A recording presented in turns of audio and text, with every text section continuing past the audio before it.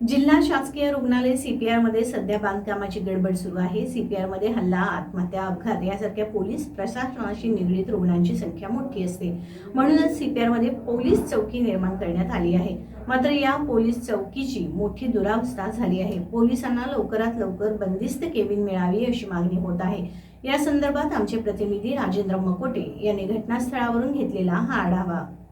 नमस्कार, TV next मराठीच्या वतीने वैभव चौगले माझे सहकारी सर राजेंद्र मोकोटे मी आपलं स्वागत करतो। कोल्हापूर जिल्ह्याची आरोग्यजन्य असणारी CPR ही संस्था आहे। 12 तालुक्यातून या ठिकाणी पेशंट येत असतात।